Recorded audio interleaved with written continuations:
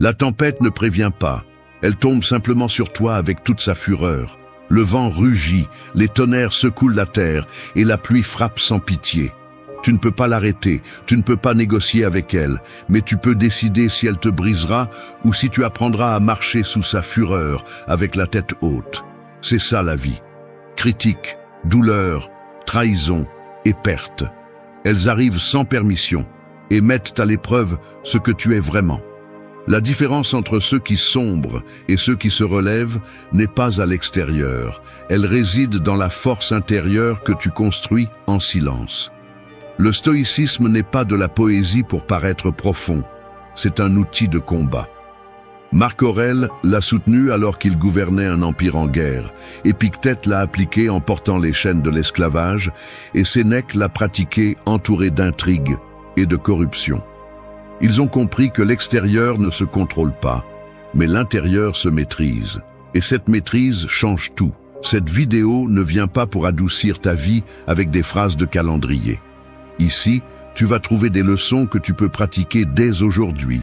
Des leçons qui vont t'entraîner à résister quand on te critique, à ne pas te perdre dans le bruit pour que ton esprit cesse d'être ton ennemi et devienne ton allié. Reste jusqu'à la fin et tu découvriras comment forger une clarté qui ne se brise pas, comment faire de chaque coup un rappel de ta force et de chaque blessure une preuve que tu peux te relever plus fort. C'est le chemin des stoïciens. Et aujourd'hui, il commence pour toi. 1. Apprends à rire de la critique. Le poison des mots des autres est comme la fumée d'un incendie. Il t'enveloppe, te rend aveugle, t'étouffe si tu décides de rester pris dedans. Mais si tu apprends à le regarder en face, tu découvres qu'il n'a pas de tranchant, qu'il ne brûle pas, qu'il n'est que de l'air pollué essayant d'entrer dans tes poumons. La critique fonctionne de la même manière. Elle peut t'empoisonner si tu l'absorbes sans filtre, mais elle peut aussi te renforcer si tu décides de l'utiliser comme un entraînement pour forger ton caractère. La différence est toujours en toi. Marc Aurèle disait que l'offense n'existe pas en dehors de ton interprétation, que ce que les autres disent de toi n'a pas de pouvoir jusqu'à ce que tu décides de le leur donner. C'est ce que la plupart des gens oublient. Beaucoup traversent la vie en craignant l'opinion des autres, comme si ces mots étaient des marteaux capables de briser des os, alors qu'en réalité, ils ne sont que des échos qui meurent dans l'air. Le problème n'est pas dans la bouche de celui qui critique, mais dans l'oreille de celui qui écoute et se laisse emporter par ce qu'il ne contrôle pas. Le stoïcisme t'apprend à rire de la critique, non pas parce que tu ignores la douleur qu'elle peut causer, mais parce que tu comprends qu'elle n'est qu'une réaction de celui qui projette sa frustration. Sénèque l'expliquait clairement. Personne ne jette des pierres vers le bas, elles sont toujours lancées vers le haut. Si on te critique, c'est parce que d'une certaine manière, tu es au-dessus de leur niveau de confort. La critique révèle plus sur celui qui l'émet que sur celui qui la reçoit. Celui qui critique sans fondement avoue son envie, son insécurité, son incapacité à construire quelque chose de propre. Et c'est là que ta décision entre en jeu. Te laisses-tu intoxiquer par cette confession étrangère ou la regardes-tu pour ce qu'elle est, un cri vide? Rire ne signifie pas se moquer.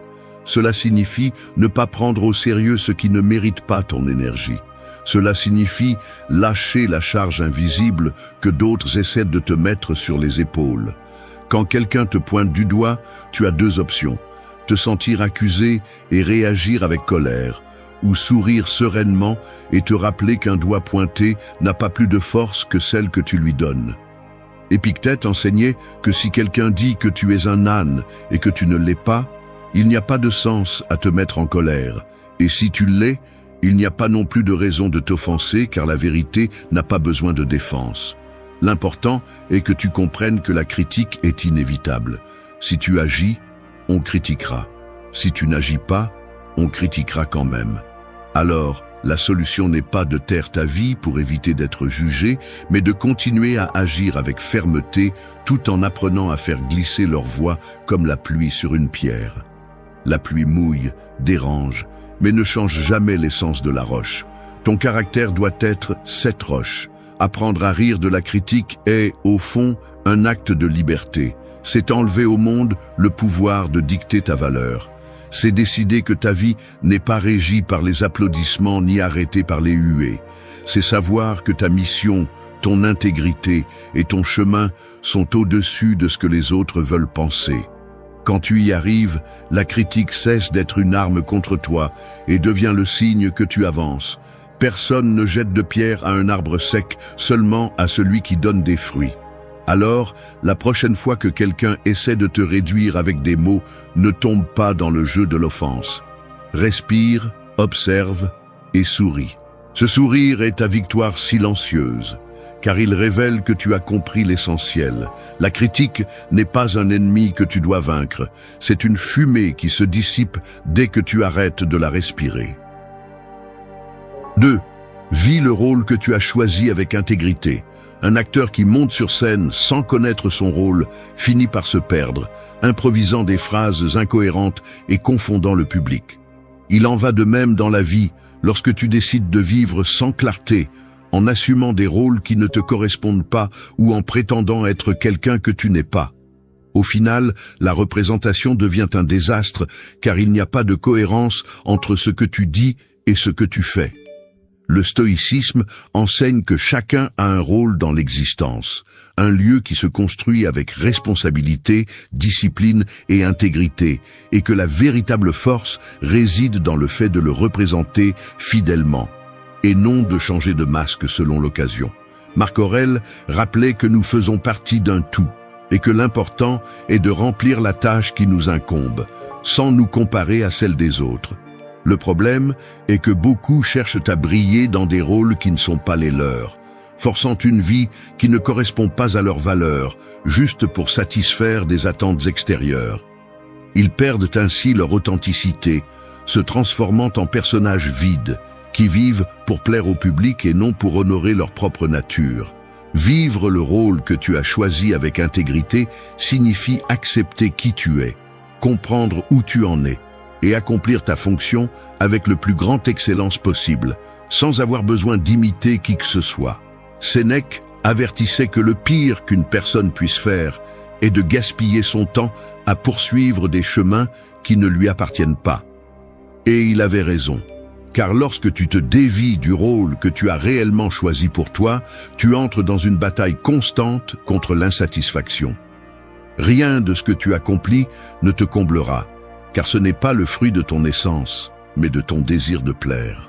L'intégrité, en revanche, te protège de ce vide. Lorsque tu vis avec intégrité, chaque décision reflète tes valeurs, chaque action confirme qui tu es, et il n'y a pas de contradiction entre ta voix et tes actes. Cela crée du respect, d'abord envers toi-même, puis envers les autres.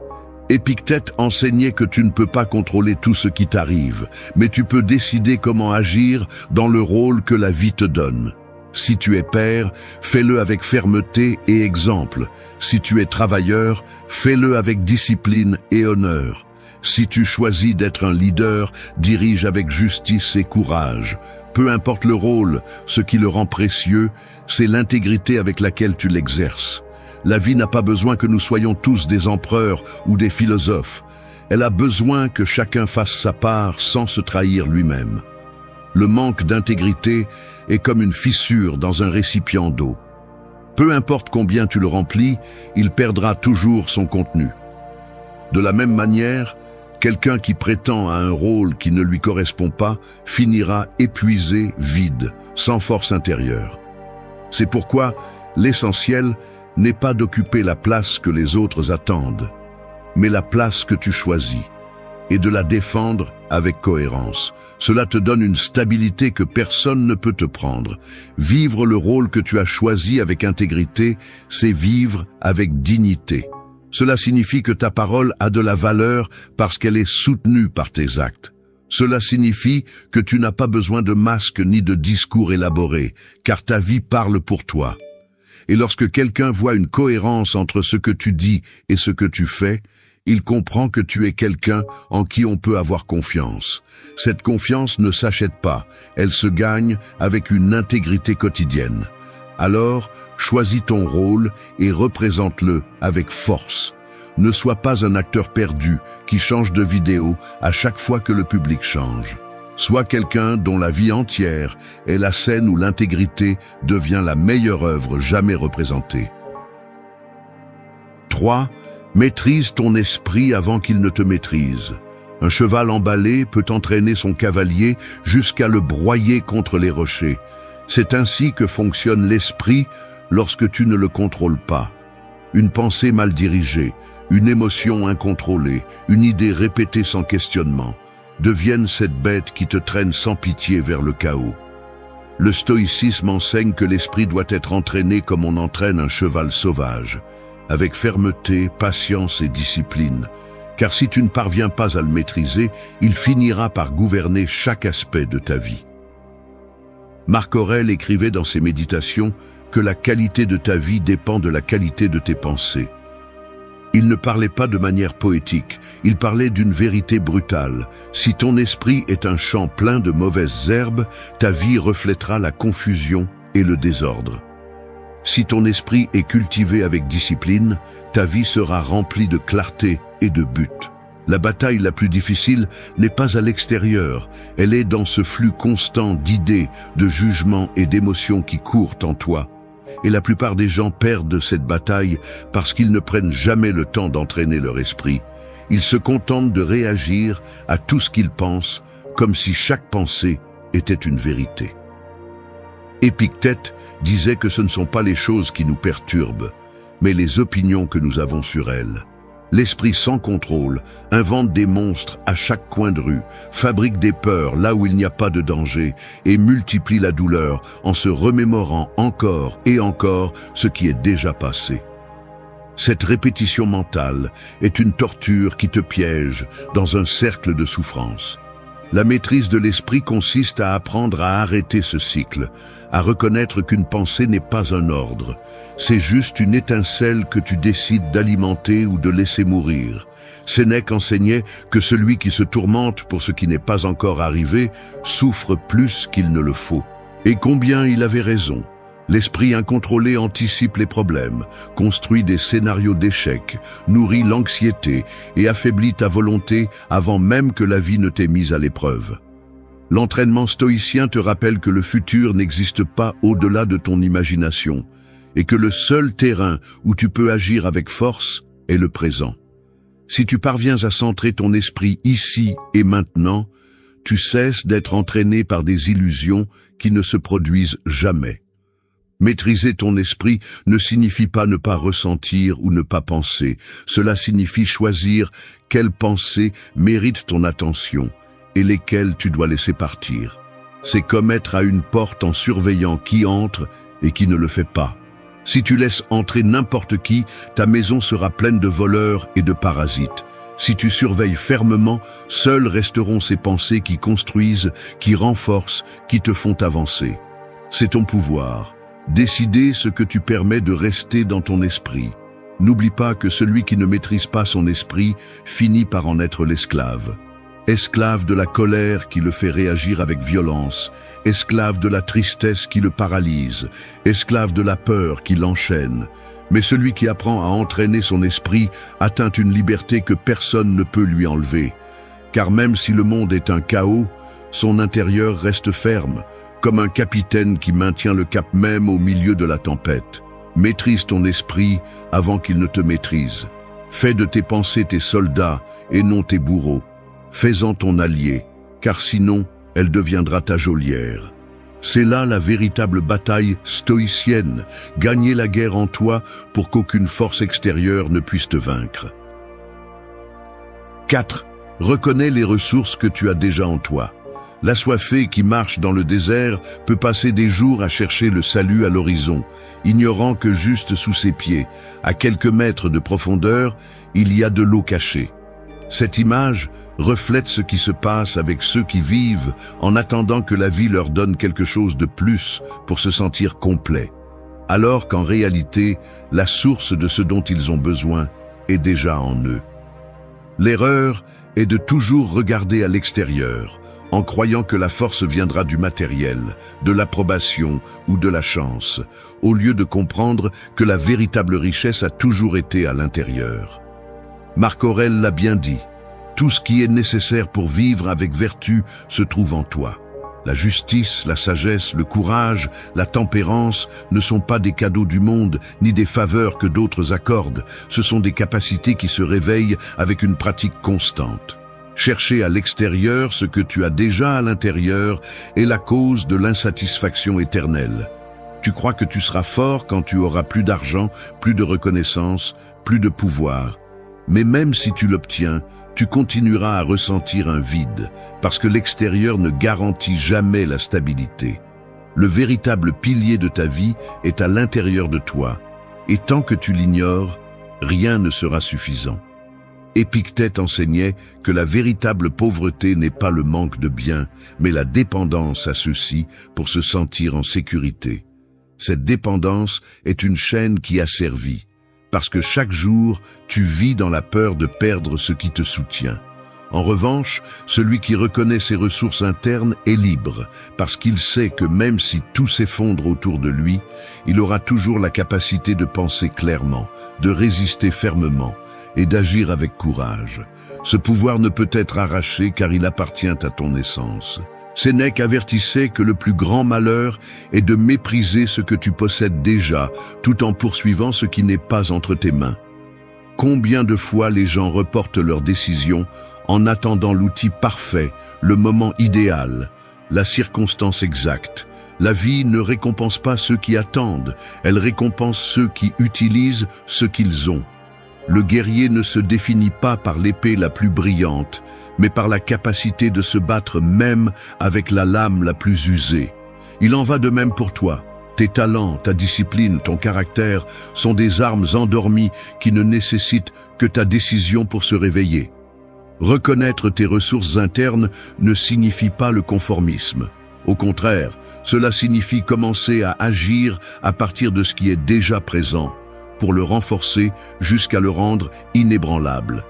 C'est découvrir que la résilience, la clarté mentale et la discipline sont des trésors que tu portes avec toi, et que si tu apprends à les exploiter, aucune circonstance ne pourra te faire plier. L'or n'a pas besoin d'ornement pour avoir de la valeur. Il brille parce que son essence le définit. Il en va de même pour ton intérieur, qui n'a pas besoin d'ornements extérieurs pour être puissant. Regarde à l'intérieur de toi et prends ce que tu as déjà. Cela sera ton véritable avantage. Tu n'es pas un mendiant qui attend que la vie te donne. Tu es un combattant équipé dès le départ avec ce qui est nécessaire pour résister, grandir et avancer. Le jour où tu comprendras cela, tu arrêteras de marcher désespérément vers l'horizon et tu commenceras à creuser en toi, trouvant le puits d'eau qui a toujours été là. 5. Vise en préparation constante. Il y a des moments où tout semble être calme, le ciel dégagé, l'environnement tranquille, sans signe de menace. Mais seuls les naïfs croient que cela durera pour toujours. La vie est comme la mer. Elle peut être sereine pendant des heures, mais à tout moment les vagues se lèvent avec une force inattendue. Et quand cela arrive, ce n'est pas celui qui prie pour le calme qui survit, mais celui qui s'est entraîné en silence pendant que les autres dormaient. La préparation n'est pas pour impressionner, elle est pour résister quand tout se désordonne. Marc Aurèle le savait bien. Au milieu du luxe du palais et des décisions de l'Empire, il n'a jamais cessé de se préparer mentalement pour la perte, la trahison, la maladie, la mort. Non par pessimisme, mais par force. Celui qui s'entraîne tous les jours pour l'inévitable n'est pas vaincu par surprise. Son esprit a déjà parcouru les scénarios difficiles, il a déjà répété son attitude face à l'incertain. Cela lui donne un avantage invisible, la sérénité face au chaos. Épictète le disait sans détour. Il disait qu'il ne s'agit pas d'espérer que les choses se passent bien, mais de se renforcer pour agir correctement même si tout va mal. C'est la vraie préparation. Ne pas prétendre que le monde sera juste, mais entraîner l'âme à rester ferme même quand le monde ne l'est pas. Et cela se fait avec une discipline quotidienne, pas avec des discours. Chaque jour est une opportunité pour renforcer l'esprit, le caractère et l'esprit. Sénèque avertissait que celui qui ne se prépare pas à l'adversité est déjà vaincu sans le savoir. Parce que lorsque les épreuves arrivent, lorsque tout se brise, celui qui n'a pas entraîné son intérieur réagit avec panique, avec désespoir, avec maladresse. Mais celui qui a vécu en préparation constante n'a pas besoin de courir, n'a pas besoin de crier, n'a pas besoin d'expliquer. Il agit. Il se déplace avec clarté parce que sa volonté ne dépend pas du calme extérieur, mais de la structure qu'il a construite à l'intérieur. Se préparer n'est pas vivre dans la peur, c'est vivre avec responsabilité. Cela signifie comprendre que la stabilité n'est pas éternelle et que lorsque tout change, tu dois rester debout. Tu ne peux pas te permettre le luxe de faire confiance aveuglément à la bonne chance. Tu ne peux pas dépendre de l'environnement. Tu dois être la base solide. Et cela se fait en s'entraînant chaque jour, même s'il n'y a pas de danger visible, même s'il n'y a pas de menace immédiate. Parce que quand ils arriveront, tu n'auras pas le temps d'improviser. La préparation stoïcienne est silencieuse. Elle ne cherche pas d'applaudissements ni de validation. Elle n'a pas besoin de montrer quoi que ce soit, elle a juste besoin d'être prête. Chaque habitude que tu construis, chaque pensée que tu questionnes, chaque impulsion que tu maîtrises, t'entraîne. Alors que les autres sont distraits par le bruit, tu deviens fort dans le silence.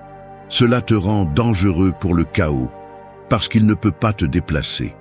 Le jour où tu comprendras cela, tu arrêteras de vivre en espérant que les choses s'améliorent et tu commenceras à t'améliorer toi-même, jour après jour. Il ne s'agit pas d'éliminer la douleur, mais d'être prêt à l'affronter. Il ne s'agit pas d'éviter les pertes, mais d'être prêt à ne pas te perdre au milieu d'elles. C'est la préparation qui ne se voit pas, mais qui définit qui reste debout lorsque tous les autres tombent. Ne te prépare pas pour paraître fort. Prépare-toi pour l'être. Et quand la tempête arrivera, tu n'auras pas besoin de t'expliquer. Ton calme parlera pour toi. Ton action montrera que tu t'es entraîné en silence pendant des années, pendant que le monde dormait. Et ce sera ton véritable pouvoir. 6. Cultive la paix qui ne dépend pas du bruit extérieur. Une pièce peut être en silence complet, sans voix, sans mouvement, sans bruit.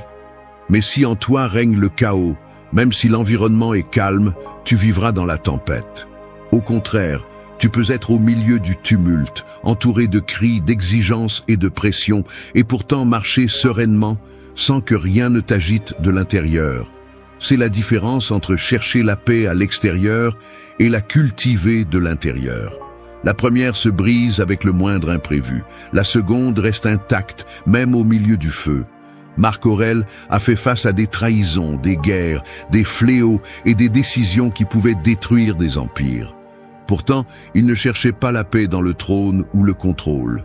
Il la cherchait en lui-même, chaque fois qu'il s'asseyait pour écrire, chaque fois qu'il se rappelait que ce n'est pas l'extérieur qui le perturbe, mais l'interprétation qu'il en fait.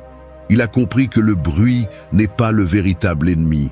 L'ennemi est le désordre mental qui fait écho en nous. Épictète, qui a vécu en esclave, a également compris qu'il n'est pas nécessaire d'avoir une vie tranquille pour avoir la paix. Ce qu'il faut, c'est un esprit discipliné. Il affirmait que nous ne pouvons pas contrôler ce qui se passe, mais seulement comment nous le recevons. Et lorsque cette leçon est intégrée, les voix des autres perdent leur pouvoir, les critiques ne blessent pas, les changements ne détruisent pas. Parce que tu ne dépends plus du bruit extérieur pour maintenir ton équilibre. Sénèque allait plus loin. Il disait que celui qui a besoin du silence pour être en paix est condamné à être l'esclave des circonstances. Parce que la vraie vie n'est pas un monastère. C'est une rue pleine de klaxons, d'imprévus, de disputes, de pertes et de surprises. Si ta paix se brise avec cela, alors ce n'était jamais la paix, c'était une trêve temporaire. La vraie paix est celle qui ne se négocie pas avec l'extérieur. C'est celle qui se construit avec conviction, avec connaissance de soi, avec maîtrise. Cultiver cette paix implique de confronter ton propre désordre. Cela implique de regarder en toi et de reconnaître que souvent le bruit ne vient pas de l'extérieur, mais de tes peurs, de tes pensées incontrôlées, de ton besoin de validation. Tu ne peux pas demander au monde de se taire si c'est toi qui cries de l'intérieur. Cette tranquillité que tu admires chez les autres n'est pas un cadeau qui leur a été donné, c'est le résultat d'avoir lutté contre eux-mêmes jusqu'à trouver de l'ordre là où il n'y avait auparavant que confusion. La paix stoïcienne n'est pas l'isolement, c'est la présence. C'est pouvoir être entouré de chaos sans devenir une partie de celui-ci. C'est ne pas se laisser emporter par le ton élevé de quelqu'un, par l'urgence de l'environnement, par la tension du moment. C'est répondre sans hâte, agir sans bruit, décider sans désespoir. C'est le genre de paix qui impressionne, qui intimide sans élever la voix, qui transmet la fermeté sans avoir besoin d'explication. Et le meilleur, c'est qu'elle ne dépend de rien en dehors de toi. Tu peux la pratiquer dès aujourd'hui, en respirant avant de réagir, en écoutant sans interrompre, en choisissant tes batailles, en t'éloignant du conflit inutile. Chaque fois que tu décides de rester serein face à une provocation, tu entraînes cette paix. Chaque fois que tu privilégies ton centre sur la réaction automatique, tu construis un mur invisible qui te protège du bruit. Le monde continuera à être bruyant, il continuera à te mettre à l'épreuve, mais si tu cultives la paix qui naît en toi, rien ne pourra la briser. Parce que ce n'est pas un cadeau, c'est une décision. Ce n'est pas une condition, c'est une pratique. Et quand tu arrives à la maintenir, même dans les jours les plus sombres, tu découvres que tu n'as pas besoin que le monde soit silencieux pour te sentir bien. Parce que le vrai silence est celui que tu atteins en toi, quand tu décides que le bruit ne commande plus. 7. Souviens-toi toujours que tu as le choix. Chaque seconde qui passe est une bifurcation. Peu importe à quel point le chemin semble sombre, il y a toujours plus d'une direction, même si cela ne semble pas être le cas. Le problème n'est pas le manque d'options, c'est d'avoir perdu l'habitude de choisir consciemment. Nous vivons comme si nous étions condamnés à réagir, comme si la colère était inévitable, comme si la douleur devait toujours se transformer en rancœur, comme si les paroles des autres définissaient notre journée. Mais ce n'est pas le cas. Le stoïcisme te le jette comme une vérité dure. Tu ne contrôles pas ce qui arrive, mais tu contrôles ce que tu en fais. Et cela te donne du pouvoir. Marc Aurèle le disait avec précision, tu peux perdre la santé, la réputation, même tes proches. Mais tant que tu peux décider de ta réponse, tant que tu conserves la direction de ton esprit, tu restes libre. Ce qui te rend fort n'est pas d'éviter la douleur, c'est de ne pas permettre à cette douleur de te transformer en quelqu'un que tu ne veux pas être. Au milieu du chaos, tu peux encore être juste. Au milieu de l'offense, tu peux encore être serein. Le monde te mettra à l'épreuve chaque jour. On te provoquera, on te poussera, on essaiera de te contaminer avec leur bruit. Et c'est là que beaucoup tombent, parce qu'ils croient qu'ils ne peuvent réagir que d'une certaine manière. Mais Épictète enseignait que personne ne peut te forcer à perdre ton calme si tu ne rends pas ce calme en premier. Tu n'es pas une marionnette des circonstances, à moins que tu ne te transformes en une. La liberté est dans cet espace entre ce qui se passe et ce que tu décides de faire. Celui qui l'oublie devient l'esclave de son impulsion. Celui qui le pratique devient invincible. Sénèque l'expliquait sans fioriture. Il disait que même l'esclave le plus battu a encore du pouvoir s'il conserve son jugement. Parce que personne ne peut te retirer la capacité de penser, de décider, d'agir avec vertu. Celui qui se souvient de cela ne rampe pas sur le sol, même s'il est blessé. Il choisit de marcher avec dignité. Parce qu'il ne s'agit pas de nier la souffrance, il s'agit de ne pas laisser cette souffrance détruire ton caractère. Tu as plus d'options que tu ne le penses. Tu peux te taire quand tout en toi veut crier. Tu peux avancer quand tout semble te pousser à reculer. Tu peux réfléchir avant de lâcher du venin. Tu peux lâcher avant d'accumuler plus de charges. Et chacune de ces décisions, même si elles semblent petites, construit le type de personne en qui tu te transformes. La plupart des gens vivent comme s'ils ne pouvaient pas choisir, comme si l'émotion était un ordre à obéir, comme si le passé devait se répéter, comme si leur histoire était déjà écrite. Mais celui qui se réveille se rend compte de quelque chose de différent. Chaque moment est un point de basculement. Chaque jour est une possibilité d'agir différemment, de penser clairement, de bouger à partir de la conscience et non de la réaction. Quand la douleur arrive, souviens-toi que tu peux y faire face avec courage. Quand quelqu'un te provoque, souviens-toi que tu peux répondre avec sang-froid. Quand quelque chose échoue, souviens-toi que tu peux reconstruire au lieu de te rendre. Tu as cette option. Tu l'as toujours eue. Seulement maintenant, il est temps de l'utiliser. Et cela ne te rend pas faible, cela te rend maître de toi. 8. Vise avec la vertu comme ta boussole. Le monde s'est rempli de fausses cartes, promesses de chemins rapides, de raccourcis confortables, de formules de succès sans effort. Beaucoup marchent en suivant ces routes, espérant arriver à une destination qu'ils ne comprennent même pas. Mais tôt ou tard, ils se perdent, car le problème n'est pas dans le trajet, mais dans la boussole avec laquelle ils décident de marcher. Et si cette boussole pointe vers l'ego, l'apparence ou le bénéfice immédiat, peu importe combien tu avances, tu seras toujours dévié. Le stoïcisme te propose une approche différente. Marche avec la vertu. Fais de la justice, de la sagesse, du courage et de la tempérance tes coordonnées. Non pas pour être parfait, mais pour ne pas te perdre dans le superficiel. Marc Aurèle n'avait pas besoin que quelqu'un lui dise ce qui était correct. Dans chacune de ses décisions, il revenait à l'essentiel. Agir avec vertu. Même s'il avait un pouvoir absolu, il comprenait que ce pouvoir n'avait de valeur que s'il était guidé par la droiture. Gouverner sans justice est tyrannie. Parler sans sagesse est bruit. Décider sans tempérance est destruction. Et vivre sans courage est se rendre d'avance. C'est pourquoi peu importe le scénario, sa question était toujours la même. Est-ce en accord avec ma nature vertueuse ou suis-je en train de trahir ce que je suis ? Sénèque enseignait que l'âme se corrompt lorsqu'elle se déconnecte de la vertu. Tu peux avoir de la richesse, de la célébrité, de la force, mais si tes actes ne sont pas soutenus par l'intégrité, tout cela s'effondre.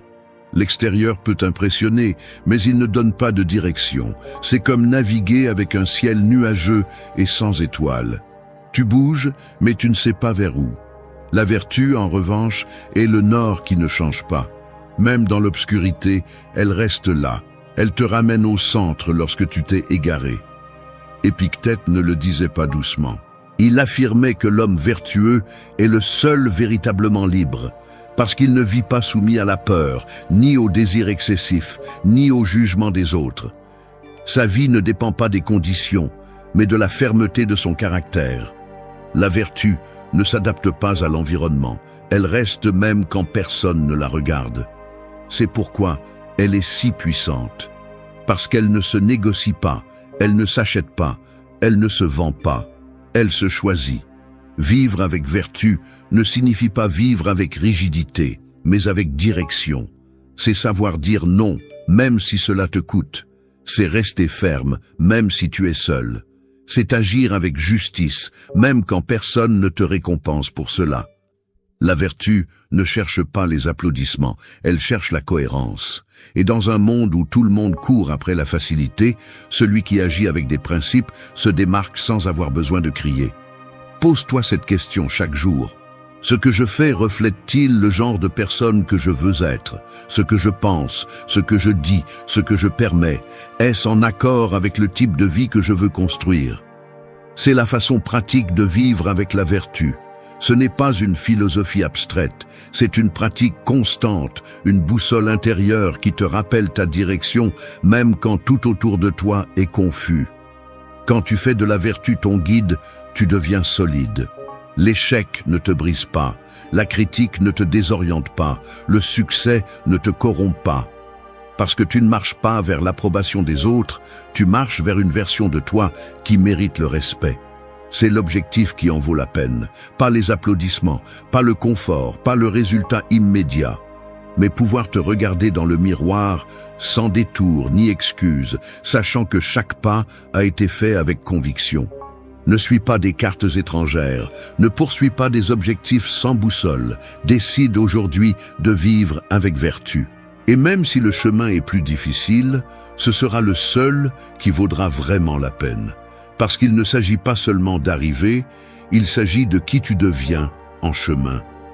Et si tu marches avec la vertu, ce que tu es sera toujours plus important que ce que tu accomplis. On t'a brisé le cœur, tu le sais.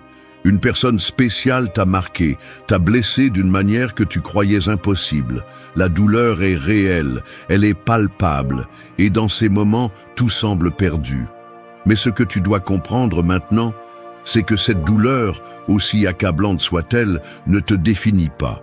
Le vrai pouvoir ne réside pas dans le fait de s'accrocher au ressentiment ou de revivre ce qui est déjà passé.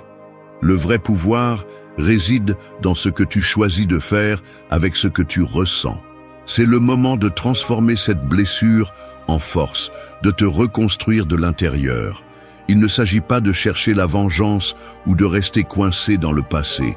Il s'agit de prendre les rênes de ta vie, de guérir, de grandir et le plus important, de redevenir maître de toi-même. Le chemin vers la guérison commence par une décision. Ne pas permettre que ce qu'on t'a fait détermine qui tu es ou ce que tu seras. Maintenant, c'est à toi de faire le prochain pas vers une version de toi plus forte et plus sage. Il est temps d'arrêter de regarder en arrière. Le passé n'a plus de pouvoir sur toi, et la seule façon d'avancer est de te concentrer sur ce que tu peux contrôler. Les stoïciens comprenaient que la seule chose que nous avons vraiment sous contrôle est notre réponse aux événements, pas les événements eux-mêmes. Nous ne sommes pas ici pour nous accrocher à ce qui nous a fait du mal, ni pour rester coincés dans une histoire qui n'a plus sa place dans notre futur. Il est temps de mettre en pratique ce qui compte vraiment, le changement, la croissance et la transformation. Comme l'a dit Épictète, ce n'est pas ce qui t'arrive, mais comment tu réagis à cela qui compte. Nous allons commencer par les actions qui t'aideront à guérir et à te reconstruire de l'intérieur, pas à pas. Action 1. Apprendre à lâcher les ressentiments et les rancunes. Imagine que tu continues à porter un sac à dos plein de pierres, certaines petites, d'autres énormes, toutes accumulées par les ressentiments et les blessures du passé. Au début, tu ne remarques pas beaucoup le poids, mais au fur et à mesure que tu continues à marcher, le sac à dos devient de plus en plus lourd, de plus en plus inconfortable. À la fin, tu ne te souviens même plus pourquoi tu as commencé à le porter. La seule question qui reste est « Pourquoi continuer à le porter ?» Maintenant, je sais ce que tu penses. C'est plus facile à dire qu'à faire. Bien sûr, lâcher les ressentiments semble génial en théorie, mais comment ? Il est naturel de vouloir s'accrocher à ce qui t'a fait du mal. La douleur a besoin d'être validée, n'est-ce pas ? Mais la vérité est que la seule chose que tu accomplis en t'accrochant à ce ressentiment est d'augmenter le poids que tu portes. Et non, cela ne te rend pas plus fort, juste plus épuisé. Chaque fois que tu revivifies ce qu'on t'a fait, c'est comme ajouter une pierre de plus à ton sac à dos. Veux-tu vraiment continuer à traîner ce poids ? Les stoïciens, comme Marc Aurèle, comprenaient que la rancune ne te maintient qu'attaché à ce que tu ne peux pas changer.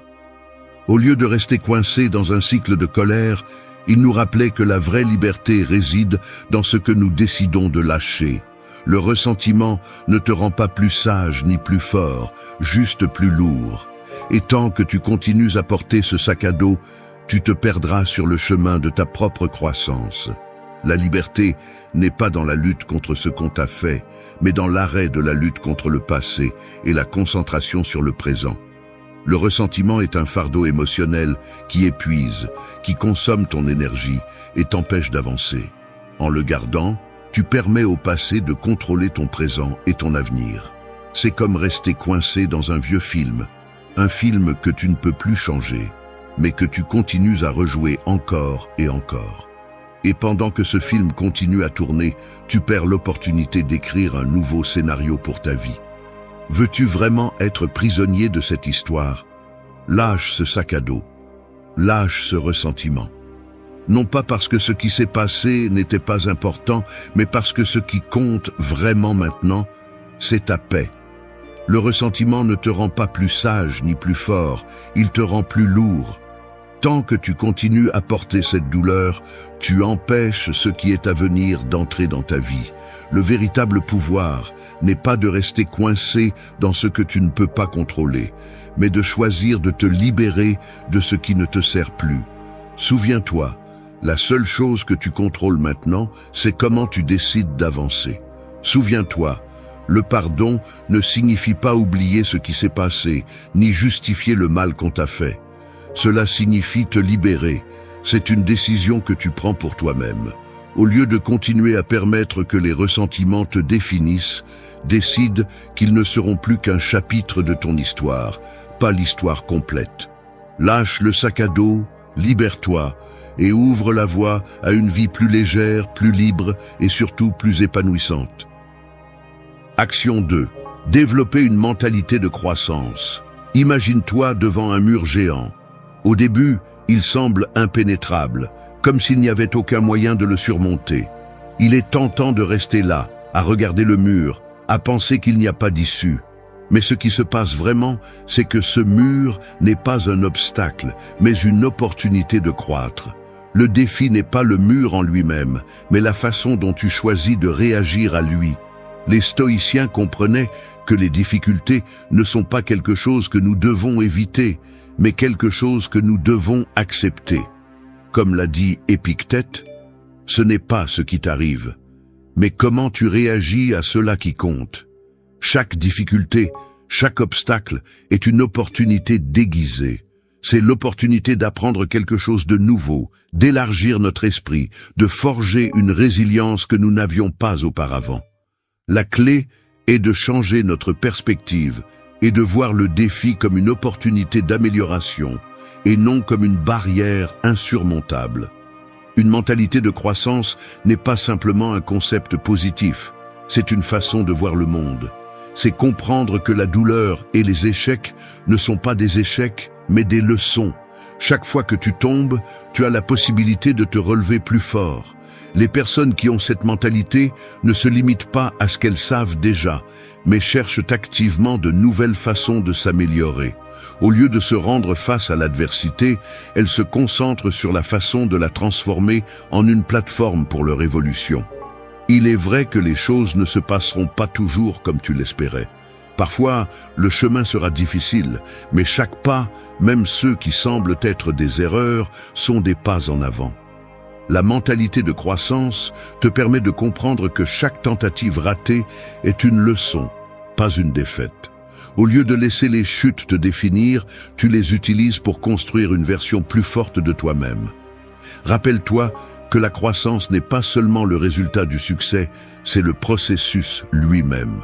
Chaque défi que tu relèves est une opportunité d'élargir tes limites et de t'améliorer en quelque chose. Au lieu de craindre l'échec, tu l'embrasses parce que tu sais que chaque tentative te rapproche de qui tu peux vraiment devenir. En adoptant cette mentalité, tu te donnes le pouvoir d'avancer, de continuer à apprendre et de surmonter tout obstacle qui se présente sur ton chemin. Arrête de voir les difficultés comme des échecs. Commence à les voir comme les fondations de ta croissance. C'est le chemin vers une version plus forte de toi-même. Une version qui refuse d'être arrêtée par les murs que la vie met devant toi. Avec chaque défi, tu deviens quelqu'un de plus grand, de plus sage et de plus capable. Rappelle-toi que la croissance est un voyage constant et chaque pas que tu fais te rapproche de la personne que tu peux devenir. Action 3. Créer une routine quotidienne d'auto-soin. Imagine que ta vie est comme un véhicule. Si tu n'en prends pas soin, si tu ne lui fais pas d'entretien, il commencera à défaillir, à se décomposer petit à petit. L'auto-soin est cet entretien qui te permet de continuer à fonctionner avec force, concentration et énergie. Si tu ne prends pas le temps de prendre soin de toi-même, tout le reste en souffrira. Et je ne parle pas seulement de ton corps. Je parle de ton esprit, de ton âme, de ton équilibre interne. Les stoïciens comprenaient l'auto-soin non pas comme un luxe, mais comme une nécessité pour vivre une vie pleine et équilibrée. Marc Aurèle, dans ses méditations, parlait de l'importance d'être bien avec soi-même pour pouvoir faire face aux défis de la vie. L'auto-soin n'est pas égoïste, il est essentiel. C'est comme l'air que nous respirons. Sans lui, nous ne pouvons pas être le meilleur de nous-mêmes, ni pour les autres. Ton corps est ton temple, et ton esprit est le moteur qui te propulse. Si tu ne les soignes pas, rien ne fonctionnera. Créer une routine quotidienne d'auto-soin est une façon de te rendre hommage, de mettre ton bien-être au premier plan et de comprendre que pour faire face aux adversités de la vie, tu dois d'abord être bien avec toi-même. Il ne s'agit pas seulement de faire de l'exercice ou de dormir 8 heures, il s'agit d'établir des habitudes qui te nourrissent physiquement, émotionnellement et mentalement. Commence la journée avec un espace pour toi, même si ce n'est que quelques minutes. Prends le temps de méditer, de respirer profondément, d'écouter ce que ton corps et ton esprit te demandent. Il n'est pas nécessaire que ce soit un processus long ou compliqué, mais il doit être un moment pour te connecter avec toi-même, pour dégager ton esprit avant d'affronter le monde. Tout comme un guerrier aiguise son épée avant la bataille, tu dois aiguiser ton esprit et ton corps avant de sortir dans le monde. L'auto-soin signifie aussi apprendre à dire non.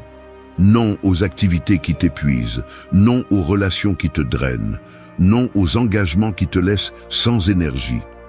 Chaque fois que tu mets tes besoins en premier, tu renforces ta capacité à être plus efficace et en meilleure santé dans tous les aspects de ta vie.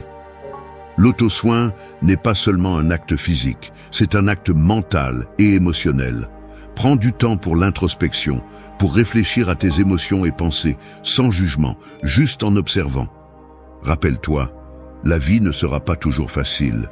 Il y aura des moments difficiles, des défis inattendus, mais si tu t'assures de prendre soin de toi-même chaque jour, tu seras plus capable de les affronter avec résilience et clarté. Créer une routine quotidienne d'auto-soin n'est pas un acte égoïste, c'est un acte de sagesse. C'est comprendre que la meilleure ressource que tu as, c'est toi-même, et en prenant soin de toi, tu te prépares à affronter le monde avec force et équilibre. Action 4. Accepter tes imperfections et travailler dessus. Regarde, si tu penses que tu es parfait, tu as déjà un problème. Les imperfections font partie de toi, ce ne sont pas quelque chose dont tu dois te cacher. Ça ne sert à rien d'essayer de nier ce que tu es.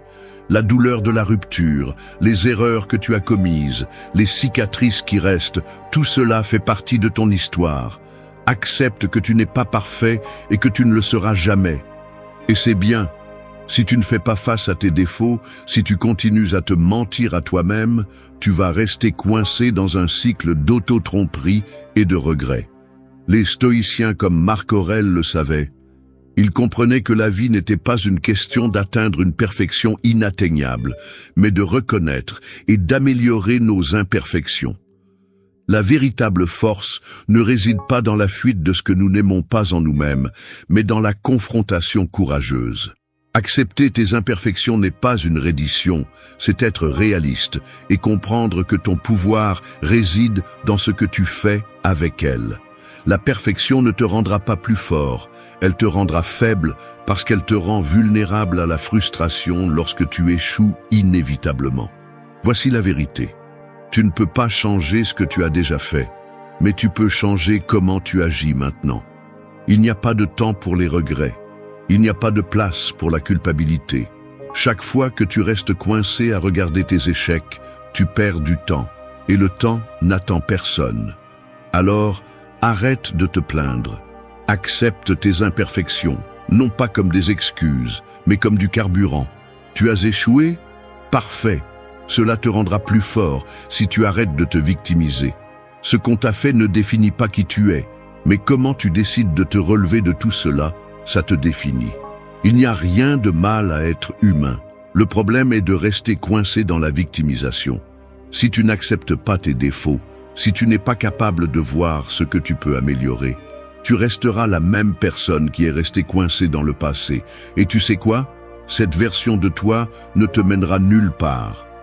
Les stoïciens savaient que l'amélioration constante est le chemin vers la liberté. Si tu continues à croire que tout doit être parfait, tu ne t'amélioreras jamais. Alors accepte ce que tu es et travaille tous les jours pour devenir quelqu'un de meilleur. Les imperfections ne sont pas un obstacle, elles sont ton opportunité de devenir meilleur. Arrête de t'inquiéter pour ce que tu ne peux pas changer et concentre-toi sur ce que tu peux améliorer.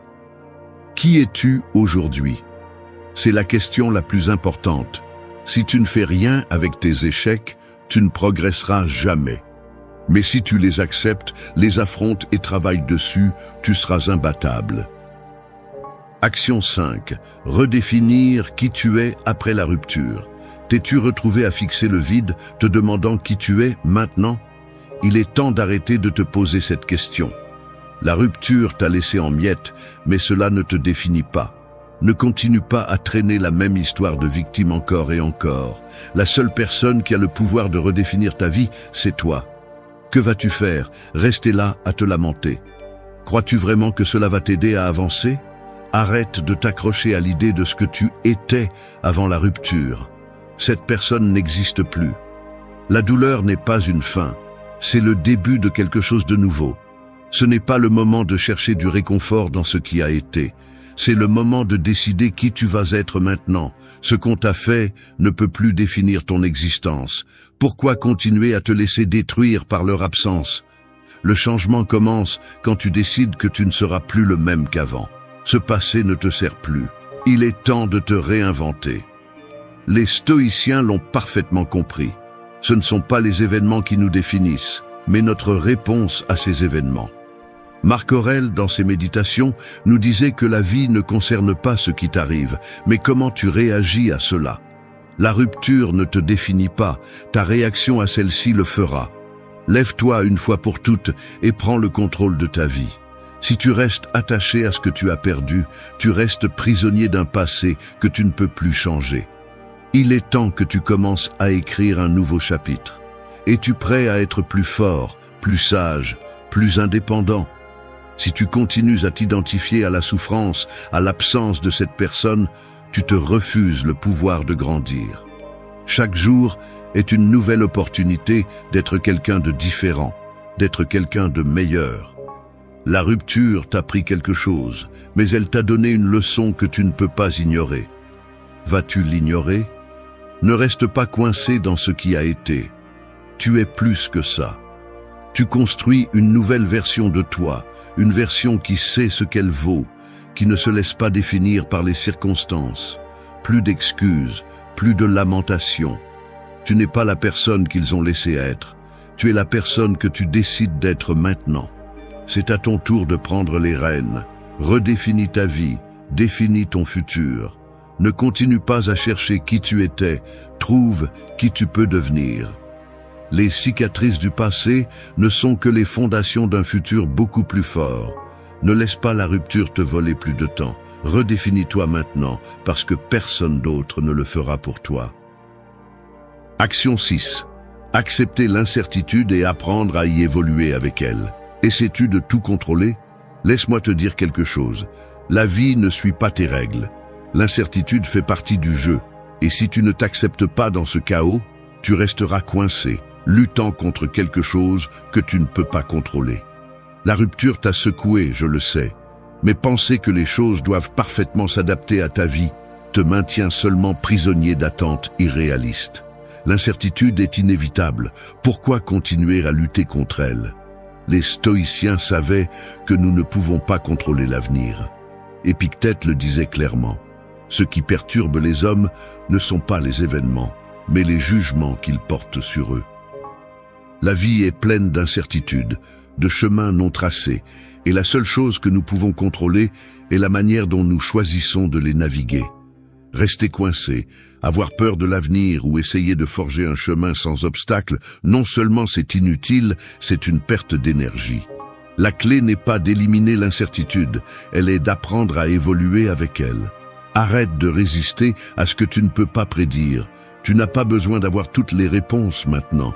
Tu n'as pas besoin que tout soit clair. Que se passerait-il si, au lieu de lutter contre le courant, tu te laissais porter par lui? L'incertitude n'est pas ton ennemi, c'est ton opportunité d'apprendre à t'adapter, à grandir et à changer en fonction des circonstances. Accepter que tu ne sais pas ce qui vient te donne une force incroyable. Parce que tu ne restes pas coincé dans la peur. Au contraire, tu deviens quelqu'un qui sait que la vie n'est pas faite pour être contrôlée, mais pour être vécue avec flexibilité et ouverture. Tu ne sais pas ce qui se passera demain? Parfait. Et alors? C'est ce qui rend la vie excitante. Arrête d'attendre des certitudes, de chercher la sécurité là où elle n'existe pas. Au lieu de cela, commence à accepter ce qui vient sans te laisser détruire. Te sens-tu perdu? C'est normal. Ce sentiment d'incertitude est le terrain fertile où tu grandis, où tu développes une capacité d'adaptation que tu n'avais pas auparavant. La vie te changera encore et encore. Et si tu résistes, tu souffriras seulement. Mais si tu apprends à évoluer, tu apprendras à bouger avec elle, à trouver ta paix même au milieu du chaos. Arrête de lutter. L'incertitude n'est pas l'ennemi, c'est ce qui te rend plus fort, plus agile, plus résilient. À la fin de la journée, le véritable contrôle est le contrôle sur toi-même, sur la façon dont tu décides de faire face à ce que tu ne sais pas. Apprends à évoluer et tu verras que la vie cesse de te faire peur. Affronte l'incertitude avec courage, car c'est la seule façon d'en sortir plus grand. Action 7. Investir du temps pour apprendre une nouvelle compétence chaque mois. Attends-tu que les opportunités tombent du ciel? Spoiler, elles ne le feront pas. Le monde ne va pas s'arrêter pour t'attendre. Et si tu continues à attendre le moment parfait, la seule chose que tu réussiras à faire, c'est de rester en arrière.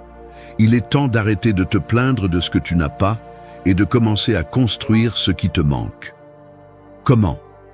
En investissant en toi-même. Et je ne parle pas de travailler un peu plus ou de faire le minimum. Je parle d'être imparable, d'acquérir des compétences qui te rendent indépendant de tout et de tous pour avancer. Les stoïciens le savaient. Le temps est la seule chose que nous possédons vraiment et tu dois l'utiliser à ton avantage. Marc Aurèle, par exemple, comprenait que la meilleure façon d'utiliser le temps est de l'utiliser pour grandir, pour apprendre. Alors, que fais-tu avec le tien? Si tu n'investis pas pour t'améliorer, tu perds. Et non, il n'y a pas d'excuses qui tiennent. Peu importe à quel point tu es occupé. Si tu n'as pas le temps d'apprendre quelque chose de nouveau chaque mois, tu choisis de vivre dans la médiocrité. La vie n'attend pas que tu sois prêt et la compétence dont tu as besoin pour avancer n'arrivera pas par magie. Investir en toi-même ne te rend pas seulement plus précieux, il te prépare à tout ce qui peut t'arriver. Alors, choisis une compétence chaque mois, peu importe laquelle. Elle n'a pas besoin d'être grande, mais qu'elle soit quelque chose qui te mette au défi, qui te sort de ta zone de confort. Suis ce cours, apprends une langue, améliore ta technique dans quelque chose qui t'intéresse déjà. Mais ne reste pas stagnant, car la stagnation est la pire chose que tu puisses te faire. Chaque compétence que tu acquiers ne te rend pas seulement plus compétent, elle te rend plus fort mentalement. Elle te montre que tu es capable d'apprendre, de t'adapter, de t'améliorer. Il n'y a aucune excuse pour ne pas le faire. Si tu n'as pas le temps, fais-le. Si tu n'as pas d'argent, fais-le. Il y a des ressources partout et la seule chose qui t'arrête est ta propre paresse. La mentalité stoïcienne n'est pas pour les faibles. Elle est pour ceux qui choisissent de faire face à la vie avec un but, pour ceux qui n'attendent pas que les opportunités viennent à eux, mais qui les créent. Et toi, avec chaque nouvelle compétence que tu acquiers, tu deviens quelqu'un qui n'a pas besoin que le monde te donne quoi que ce soit. Tu te frayes ton propre chemin. Oses-tu être imparable? Alors commence dès aujourd'hui. 1 mois, une compétence. Arrête d'attendre. Commence à agir. Le temps n'attendra pas pour toi, mais si tu l'investis correctement, tu seras prêt pour ce qui vient. Il n'y a plus d'excuses, seulement de l'action. Action 8. Prioriser l'auto-soin physique et mental sans ressentir de culpabilité. Penses-tu que mettre ton bien-être en premier est égoïste? Si tu le penses, tu te trompes. Arrêter de prendre soin de toi parce que tu penses que tu ne mérites pas de temps pour toi est l'une des plus grandes erreurs que tu peux commettre. Sais-tu pourquoi? Parce que si tu ne prends pas soin de toi, tu ne pourras pas prendre soin des autres. Alors oui, ta santé physique et mentale doit être ta priorité et tu n'as pas à t'excuser pour cela. Culpabilité? Il n'y a pas de telle chose quand tu prends le temps de te renforcer et de te rétablir. Les stoïciens l'ont bien compris. Marc Aurèle disait que le bien-être physique et mental n'est pas un luxe, c'est une nécessité pour vivre pleinement et efficacement. Si tu t'épuises constamment, si ton esprit est épuisé et ton corps ne répond pas, tu ne pourras pas faire face à ce que la vie te lance. Et non, nous ne parlons pas seulement de faire de l'exercice ou de dormir 8 heures. L'auto-soin signifie honorer ton corps et ton esprit, reconnaître tes limites et agir en conséquence. Arrête de jongler avec 1000 choses sans tenir compte de ta santé. Si tu n'as pas d'énergie, si ton esprit est embrouillé par le stress, comment espères-tu prendre des décisions claires? Comment peux-tu être la meilleure version de toi-même si tu es complètement épuisé? La vie ne va pas t'attendre, mais si tu te négliges, elle va te renverser. Il est temps de faire quelque chose de radical, te mettre en premier, sans excuse. Si tu as besoin de te reposer, repose-toi. Si tu as besoin de déconnecter, fais-le. Pourquoi? Parce que sans toi, sans ton bien-être, rien d'autre n'a d'importance. Tu n'as pas à être occupé tout le temps pour être précieux. Si tu continues à te sacrifier constamment sans recharger ton énergie, la seule chose que tu vas atteindre est un point de rupture. L'auto-soin n'est pas un luxe, c'est une nécessité. Et si tu te sens coupable de prendre du temps pour toi, il est temps de laisser cette mentalité derrière. Tu mérites d'être fort, d'être en bonne santé, d'être mentalement clair. Tu n'as pas besoin d'une raison pour prendre soin de toi, tu en as simplement besoin pour vivre ta vie efficacement. La société te dit que tu dois toujours être en mouvement, que tu dois être en train de faire quelque chose. Mais si tout ce que tu fais est de donner, donner et donner sans t'arrêter pour prendre soin de ce que tu es, tu te vides. L'auto-soin n'est pas seulement un acte d'amour de soi, c'est une stratégie de survie. C'est ce qui te permet de donner le meilleur de toi-même. Ne t'excuse pas d'avoir besoin de temps pour toi. Si tu ne prends pas soin de toi, tu vas atteindre un point où tu ne pourras même pas donner ce dont le monde a besoin de toi. Priorise ton bien-être. Pas seulement pour toi, mais pour tout ce que tu peux accomplir quand tu es à 100%. La culpabilité n'a pas sa place dans ce processus. Si tu veux être imparable, si tu veux vraiment grandir, l'auto-soin est la première étape. Si tu ne prends pas soin de toi, tout le reste s'effondre. Alors, laisse la culpabilité derrière toi et mets ta santé, tant physique que mentale, à la place qu'elle mérite. Action 9. Concentre-toi sur ce que tu peux contrôler et lâche ce que tu ne peux pas. Es-tu fatigué de gaspiller ton énergie à t'inquiéter pour des choses que tu ne peux pas changer? Pourquoi continues-tu d'essayer de contrôler ce qui est hors de ta portée? Regarde, la vie te donne 1 million de raisons de perdre le contrôle, mais la vérité est qu'il n'y a qu'une seule chose que tu peux vraiment contrôler, toi-même, ton esprit, tes décisions, tes actions. Tout le reste est une bataille perdue. Alors, arrête. Arrête de gaspiller des forces sur ce que tu ne peux pas changer et commence à mettre de l'énergie dans ce qui compte vraiment, ce que tu as à ta portée. Les stoïciens savaient quelque chose que tu n'as pas encore complètement compris. La seule chose que nous avons vraiment sous contrôle est notre réponse aux événements, pas les événements eux-mêmes. Épictète nous l'a bien dit. Ce ne sont pas les événements qui nous perturbent, mais nos opinions à leur sujet. Alors, pourquoi continues-tu à donner du pouvoir à tout ce que tu ne peux pas changer? Qu'attends-tu? La vie n'est pas juste, elle n'est pas prévisible, elle n'est pas parfaite, et tu ne peux rien y faire. Mais tu peux décider comment tu réagis, tu peux choisir comment dépenser ton énergie, et c'est cela qui te donne le véritable contrôle. Arrête de t'épuiser avec ce qui est hors de ta portée. Tu ne peux pas contrôler les autres personnes, tu ne peux pas contrôler le futur, tu ne peux pas contrôler tout ce que la vie te lance. Mais sais-tu ce que tu peux contrôler? Tes pensées, tes réponses, ton attitude. Arrête d'attendre que les choses s'alignent, que tout se passe comme tu le veux. C'est une fantaisie. La réalité est que ce qui compte, c'est comment tu gères ce qui se présente à toi. Ne gaspille pas ton temps à désirer ce que tu n'as pas. Concentre-toi sur ce que tu peux faire maintenant. Et ce que tu ne peux pas contrôler, laisse-le simplement partir. En te concentrant uniquement sur ce qui est sous ton contrôle, tu te libères d'un fardeau inutile.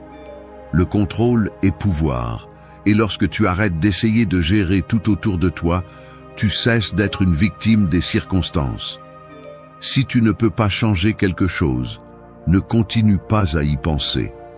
Au lieu de te lamenter sur ce que tu ne peux pas faire, investis ton énergie dans ce que tu peux, tes décisions, ton attitude, ton effort. Au lieu de dépenser toute ton énergie dans des choses qui n'en valent pas la peine, mets-la dans ce qui te mènera vraiment plus loin. Arrête de lutter contre le vent. Pourquoi t'arrêtes-tu sur ce que tu ne peux pas contrôler? Qu'est-ce que tu gagnes? Rien. La seule chose que tu fais est de continuer à alimenter l'épuisement. Prends le contrôle de ce que tu peux, ton esprit, tes actions, ta vie. C'est la seule chose qui compte. Le reste n'est que du bruit. Action 10. Remplacer les pensées négatives par des affirmations positives. Continues-tu à nourrir ces pensées négatives qui te maintiennent coincé dans le passé? Penses-tu toujours que tu n'es pas assez bon? Que tu ne peux pas t'en sortir? Il est temps d'y mettre fin. Les pensées négatives ne sont rien de plus qu'un mensonge que tu te racontes à toi-même. Et le pire, c'est que tu continues à y croire. Tu ne peux pas changer ce qui s'est déjà passé, mais tu peux changer ta façon de penser, et c'est ce qui compte vraiment. Ne reste pas prisonnier de tes propres pensées. Les stoïciens comprenaient que l'esprit est notre plus grand ennemi, mais aussi notre plus grand allié. Marc Aurèle, l'un des philosophes les plus puissants de l'histoire, nous a enseigné que nos pensées sont notre réalité. Ce que tu penses de toi-même, des autres et du monde façonne qui tu es et comment tu vis. Donc, si tu continues à penser que tu n'es pas capable, cela sera la réalité dans laquelle tu vivras. Mais si tu commences à changer ces pensées, tu commenceras à voir le monde différemment. Remplacer les pensées négatives par des affirmations positives ne signifie pas vivre dans un monde de fantaisie.